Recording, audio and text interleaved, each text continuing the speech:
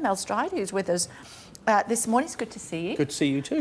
So Labour are in government now, but the plans to have 2035 as the last time that you could buy a petrol or diesel vehicle, those were your rules, and they're costing jobs.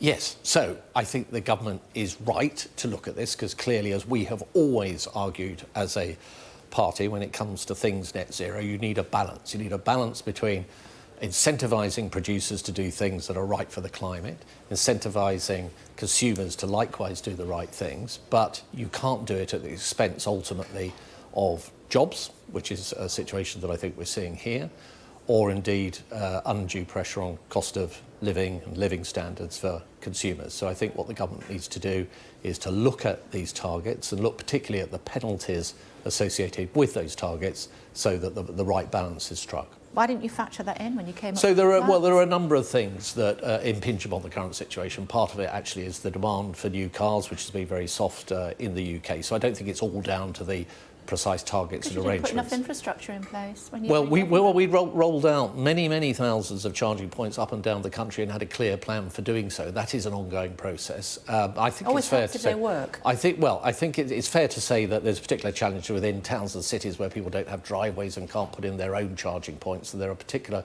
problems associated with that. But that is certainly a programme that we were full throttle on when we were in power, but are now things that are clearly the responsibility of the current government. Do you acknowledge that we are not in a position to be able to meet these targets, and we will not be net zero as far as it comes to vehicles, electric vehicles, by 2035, as you had hoped?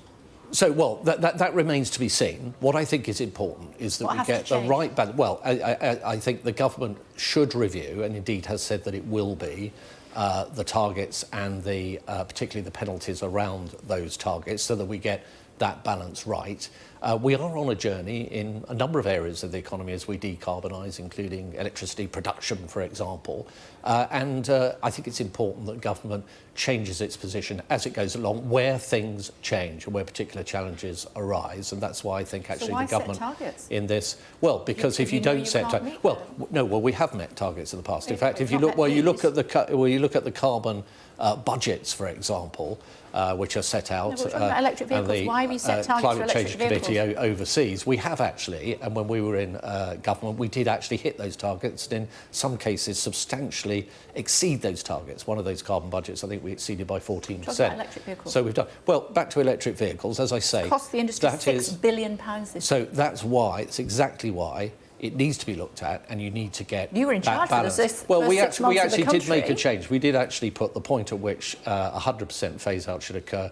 We actually put back to 2035. Yes, you did. This government has now brought it back forward to 2030. So I think we'd already signalled that actually there was change that was required to get that balance right. And we were doing similar things with the requirement to not have gas boilers, for example, and putting in ground source heat pumps, so that we got that balance right between, on the one hand, making sure that we push towards net zero, which we were the government and the first country to commit to, but at the same time get the balance right.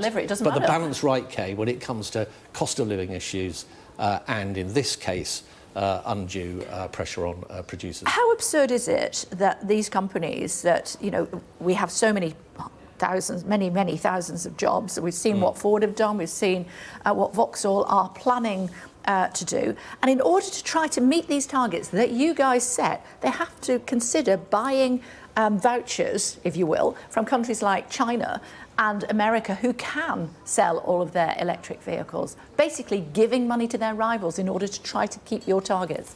So there are different ways in which you can incentivise low carbon, and one of them is by selling your capacity or your right to produce carbon to somebody else if you exceed the targets that have been imposed upon you. And that's a sort of market mechanism that I think overall is actually useful. But can I make a broader point here, which is, you mentioned jobs, and jobs are really important. Yeah. When we were in government, we had almost the highest level of employment in our history, had very low level of unemployment. We've just seen a budget from a government that has ramped up taxes, particularly £25 billion worth on jobs through national insurance tax increases, which is going to slow the economy, increase unemployment, it's going to feed through to lower wages, and it's also going to drive, along with those spending plans, higher inflation, which means higher interest rates. Those are the wrong choices. And I'm afraid that is the bigger picture. And to that end, you want to have a vote in the House of Commons. May I remind you that you only have 121 MPs? You've got no chance. Well, that's the nature of democracy. If you have a majority of one, then you tend to win, and we're a long way behind. Significantly more than that. Well, yes. So I think if your question is, do you think that your amendment will prevail in the vote this afternoon or this evening? It's a waste of time. I think it's no. It's important that we are an effective opposition to this government. So we will call them out. Seats to be there. We will call them out when they go to the British electorate and they say, "Trust us. We will not be putting your taxes up left, right, and centre." And then within weeks of coming into office, they turn around and say, actually, we're going to be putting national insurance up through the roof, putting VAT on schools, we're going to introduce a farm tax to farmers that they said they would never do. They were very specific. And we've held them to account. We're going to scrap, we're going to means test winter fuel payments, something they told 10 million elderly people in our country they were not going to do. When they do things like that, fail to grasp and grip welfare, for example, where they've made some announcements yesterday that really don't amount to anything. They need to fundamentally... I want to ask you about welfare. I've seen you being quoted as saying that people who potentially have mental health challenges, you said, not sure about that, some of them can just be a bit bluesy. No, what I meant by that is I always, when I talk about mental health, I say that there are definitely people who have serious mental health challenges, and it's right that as a compassionate society, we do the right thing in supporting them. It also has to be recognised, I think, that there are people that struggle a bit with mental health issues and feeling a bit depressed and so on, for whom work is an important part of recovery. Who decides? And we owe it. Well, ultimately, if you're referring to those incapacity benefits or long-term sickness disability benefits, there's something called a work capability assessment. But who decides whether somebody's got a mental health challenge or is just a bit, in your words, bluesy? It comes down to an assessment. Somebody has to make that assessment, and that's being done through something called the work capability assessments, which is something that I reformed in government. The OBR, the independent OBR, says that that will lead to 440,000 more people leaving those benefits and going on the journey towards work. And I think that's really important. And it also had a saving of about £3 billion. Now, we went into the last election with a plan for £12 billion worth of savings in the welfare budget. Some of those budgets are spiralling out of control. This government has said nothing about what it will do. Had it grasped that nettle, it would not be having to turn around to businesses today who are saying they're going to be laying people off left, right and centre if it had taken those tough choices around welfare. And it's simply not doing that. And that's wrong. Because they're a more compassionate government than you. No, look, compassion is about somebody who is in the right place given their condition. So if we are to afford to look after those who are in deep need, then we need to have the resources to do that. But for many people, and 20% of those, for example, on long-term sickness and disability benefits, tell us that they want to work. We have a duty to help those people and incentivise them into work rather than being stuck on benefits for years and years. What do you make of this petition for another election, because we didn't get what we voted for? Have you signed it? No, I haven't signed it. It's not going to lead to an early general election, unfortunately. But I think it's a bit like your vote later on. It's indicative, but it's indicative of something, which is that this government has had the shortest honeymoon of probably any government ever elected in our history.